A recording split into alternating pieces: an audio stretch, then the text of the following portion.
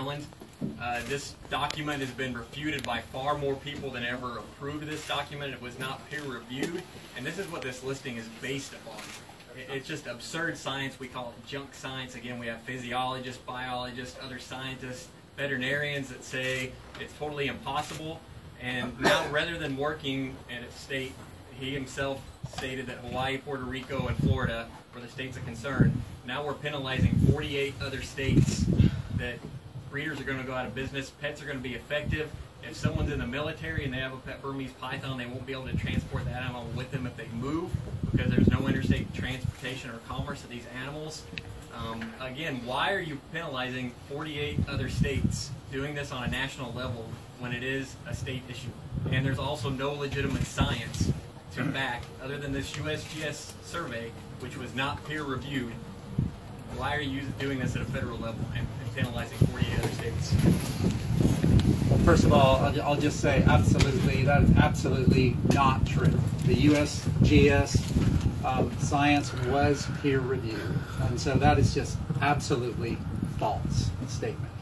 And the USGS is one of the nation's premier scientific organizations. They have a rigorous internal and external process of review, and so that is just absolutely false.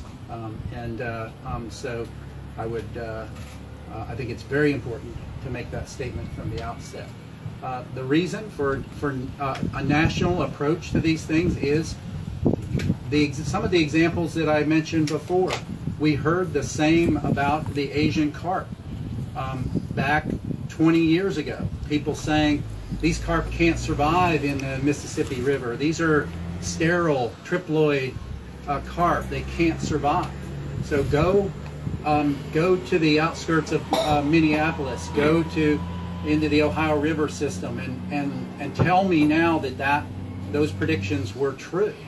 And so what we know is that species like this are very opportunistic, and given a niche, they can take advantage of that. The USGS report did not say that these snakes could live in Maryland. They looked at climate envelope modeling, and they looked at long-term predictions of where there might be potential environments that would support the snakes. They did not say that they could live in the state of Maryland. So it does no good to this debate to misrepresent the facts. The facts are we have thousands of Burmese pythons devastating the Florida Everglades.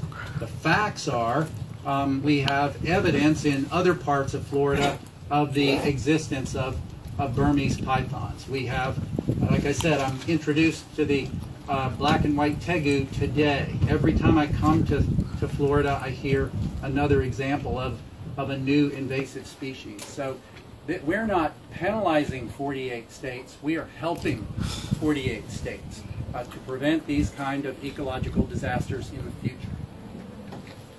All right, I'd like to get something in here. We're going to wrap it right there, and we appreciate everybody for coming. That's it. Thank you for coming. Do we have room for one more question? That's it.